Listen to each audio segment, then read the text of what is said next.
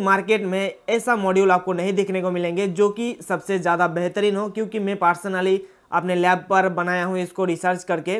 दोस्तों, हमें LCD LED TV के अंदर पावर का प्रॉब्लम बहुत ही ज़्यादा देखने को मिलता है। जब भी कोई टीवी के अंदर पावर का प्रॉब्लम होते हैं तो उस समय हमें एलसीडी एलईडी डेड कंडीशन में मिलता है।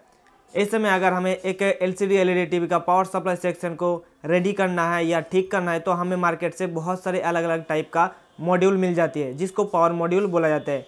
उसमें से सबसे ज़्यादा जो पॉपुलर मॉड्यूल है वो है 524 वाला मॉड्यूल। दूसरा ये हमारा CA888 जिसको बनाया जाता है DM0465R STR के जरिए। तो इन दोनों मॉड्यूल के जरिए सबसे ज़्यादा हमारे LCD LED SMPS power supply को रिपेयर किया जाता है। लेकिन आप लोगों को पता होगा कि मैं पर्सनली LCD LED टीवी का जो SMPS पावर सप्लाई होता है उसको रेडी करने के लिए एक यूनिवर्सल STR को इस्तेमाल करता हूँ। यूनिवर्सल STR का नंबर है 5LO380R, जो कि पुराने CRT टीवी में लगे होते थे। तो मैंने क्या करा कि वो जो यूनिवर्सल STR है उसके साथ कुछ कंपोनेंट्स में जोड़कर मैं LCD LED टीवी के अंदर कनेक्शन करता हूं, जिसके बाद हमें LCD LED टीवी का पावर सप्लाई बहुत ही बेहतरीन तरीके से काम करता है और उसका परफॉर्मेंस भी बहुत ही ज़्यादा होते हैं।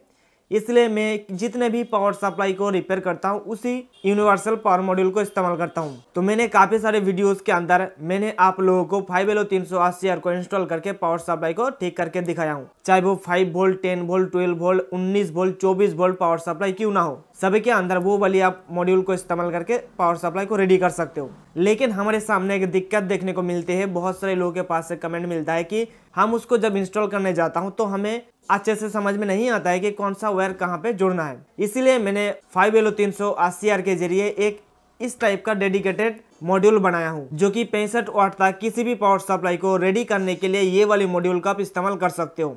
मैं लगभग 5 साल से भी ज़्यादा समय से ये वाली मॉड्यूल को इस्तेमाल करता हूँ। पहले मैं क्या करता था कि इसको जो सारे कंपोनेंट्स है इसके अंदर लगा हुआ है, इसके अंदर सारे कंपोनेंट्स को बाहर निकाल के एक एक करके मैं जोड़कर पावर सप्लाई को रेडी करता था। तो चलिए अब बात कर लेते हैं कि इस मॉड्यूल को हमने बनाया कैसे। अब सभी लोगों को पता होगा कि मैं जब भी कोई पीसीबी को बनाता हूँ उस समय हमेशा की तरह मैं इस मॉड्यूल को बनाने के लिए मैंने गया easyeda.com के ऊपर। easyeda.com के ऊपर जाने के बाद मैं जो आप लोगों को 5LO380R का डायग्राम आप लोगों को दिया था वो सेम टू सेम डायग्राम मैंने easyeda पर ड्रॉ करा। उसके बाद उस डायग्राम को मैंने एक पीसीबी में कन्वर्ट कर दिया हूँ। पीसीबी में कन्वर्ट करने के बाद आपको इस प्रकार से देखने को मिलेंगे। उसके बाद मैंने इस पीसीबी का गर्वर फाइल को डाउनलोड करा। डाउनलोड करने के बाद इसको मैंने JLC पीसीबी पर अपलोड कर दिया हूं। मैं आपको बता देना चाहूंगा कि इस वीडियो को भी स्पॉन्सर किया है JLC पीसीबी ने। JLC पीसीबी एक बहुत बड़ी कंपनी है। इस कंपनी में आपको प्रोटोटाइप पीसीबी सर्विस भी मिल जाएंगे, SMT सर्विस भी मिल जाएंगे, उसके साथ ही साथ आपको 3D प्रिंटिंग सर्विस भी मिल जाएंगे।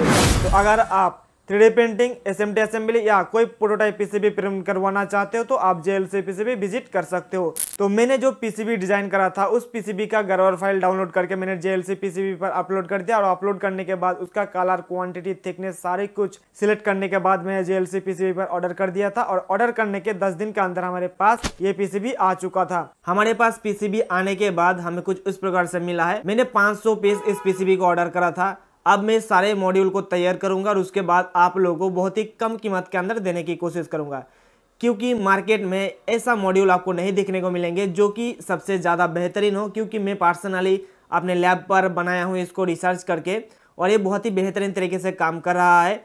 मैं ज़्यादातर इस वाली मॉड्यूल को LCD LED टीवी को रिपेयरिंग करते समय तो इस्तेमाल करता ही हूँ। इसके अलावा भी जो लैपटॉप का पावर सप्लाई होता है उसको भी रिपेयर करने में मैं इसी वाली मॉड्यूल को इस्तेमाल करता हूं। तो इस वाली मॉड्यूल को मैंने बनाने के लिए मैंने इस्तेमाल करा हूं एक यूनिवर्सल STR जिसका नंबर है 5LO380R। उसके बाद मैंने एक 1 वाट का 220 के रेजिस्टेंस को इस्तेमाल करा हूं। यहाँ पे अगर हमें कम वैल्यू का रेजिस्टेंस लगाना है तो काम नहीं करेगा। उसके बाद मैंने एक प्रोटेक्शन के लिए एक डायोड भी इस्तेमाल करा हूँ।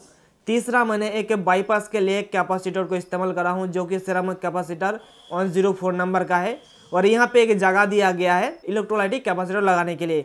तो इस जगह पर मैं कैपेसिटर उस समय लगाऊंगा जिस समय हमारे SMPS पावर सप्लाई का जो स्टार्टिंग कैपेसिटर होता है, स्टार्टिंग पावर सप्लाई को बनाने के लिए वो कैपेसिटर अगर फूंक जाए या वो कैपेसिटर खराब हो जाए, उस सिचुएशन में हम यहाँ पे कैपेसिटर लगाएंगे।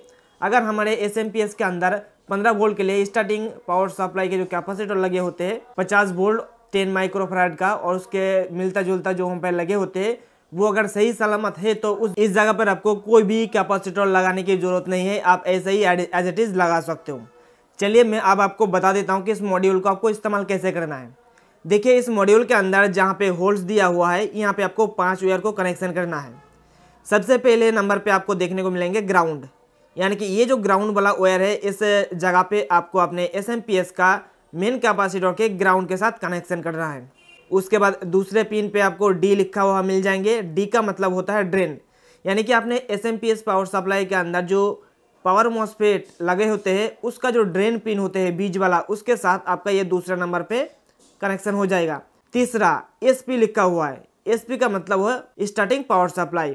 जैसे कि मैंने आप लोगों को हर एक वीडियो के अंदर बताते रहता हूँ SMPS से मॉडिफाई करने के समय कि हमें पावर सप्लाई को रेडी करने के लिए एक स्टार्टिंग पावर सप्लाई की जरूरत पड़ती है, जो कि आपको एक छोटा सा कैपेसिटर देखने को मिल जाएंगे इस प्रकार से। तो ये वाली जो कैपेसिटर अगर ख़राब हो जाए तो आपको यहाँ पे एक कैपेसिटर लगाना पड़ेगा 10 UF और 50 वोल्ट का।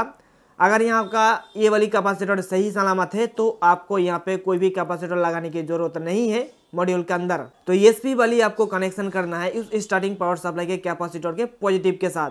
उसके बाद चौथा नंबर पे आपको देखने को मिल जाएंगे 300 वोल्ट लिखा हुआ है। 300 वोल्ट आपको ज्वाइन करना पड़ेगा हमारा मेन कैपेसिटर के जो पॉजिटिव है उस पॉजिटिव के साथ आपको जोड़ना पड़ेगा।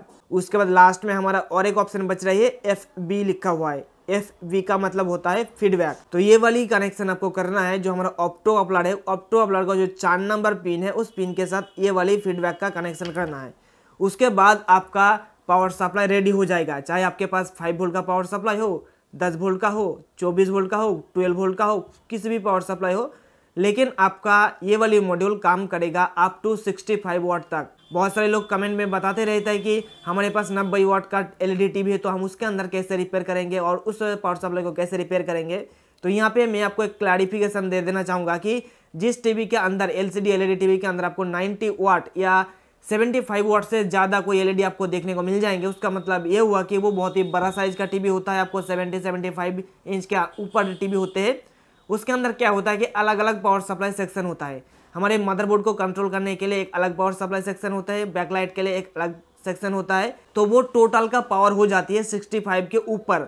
लेकिन अगर हम बात करें सिर्फ और मेन पावर सप्लाई सेक्शन की तो वहाँ पे आपको 65 वाट से ज़्यादा कहीं पर भी किसी भी टीवी के अंदर SMPS देखने को नहीं मिलेगा। इसका मतलब ये हुआ कि अगर आपके पास किसी भी टाइप का, किसी भी साइज का और किसी भी कंपनी का LED TV क्यों ना आए, उसके अंदर अगर SMPS खराब हो जाए तो उसके अंदर ये वाली मॉड्यूल को आप लगा के बहुत ही इजीली रिपेयर कर सकते हो। लेकिन और एक क्वेश्चन आ जाती है कि क्या हम इस वाली मॉड्यूल को PFC पावर सप्लाई में इंस्टॉल करके अपने PFC पावर सप्लाई को रेडी कर सकता हूँ। यहाँ पे दोस्तों मैं आपको कहना चाहूँगा कि ये वाली मॉड्यूल को आप PFC पावर सप्लाई में इस्तेमाल नहीं कर सकते हो। ये वाली मॉड्यूल सिर्फ और सिर्फ बनाया गया है जो नॉर्मल पावर सप्लाई होता है उसको रिपेयर करने के लिए। हम बहुत ही जल्द PFC पावर सप्लाई को रिपेयर करने के लिए भी एक बहुत ही अच्छा और बहुत ही इफेक्टिव वाला मॉड्यूल लेकर आएंगे आप लोगों के लिए। उसके ऊपर मैं काम कर रहा हूं। मैं अभी उसके ऊपर रिसर्च कर रहा हूं कि कौन सा ऐसा मॉड्यूल है और कौन सा ऐसी मॉसफेट या STR है जो कि हम PFC पावर सप्लाई के अंदर इंस्टॉल करेंगे तो बहुत ही बेहतरीन तरीके से काम करेगा और आप लोगों को भी हेल्प हो जाए PFC पावर सप्लाई को रिपेयर करने के लिए। इसी बात पे आप हमारे चैनल को सब्सक्राइब करके बेल आइकन को प्रेस करके जुड़े रह सकते हो, क्योंकि ऐसा वीडियो आपको हमारे चैनल के अलावा किसी दूसरे चैनल के अंदर देखने को नहीं मिलेंगे। दूसरे चैनल के अंदर आपको तो कैसे टीवी रिपेयर करना है ये तो आपको इन्फॉर्मेशन मिल जाएंगे जैसे कि हमारे चैनल पर भी मिलता है, लेकिन आप लोगों को ये नहीं पता चलेगा कि जो मॉड्यूल हम लोग इंस्टॉल करता हूँ LCD LED TV या कोई भी दूसरे इलेक्ट्रॉनिक्स उपकरण को रिपेयर करने के लिए उस मॉड्यूल को कैसे बनाया जाता है, उसको डिजाइन कैसे करा जाता है, उसके ऊपर काम करके कैसे आप भी अपना खुद का मॉड्यूल बना सकते हो। ऐसा इन्फॉर्मेशन आपको इस चैनल के अलावा कोई दूसरा चैनल पर नहीं देखने को मिलेंगे।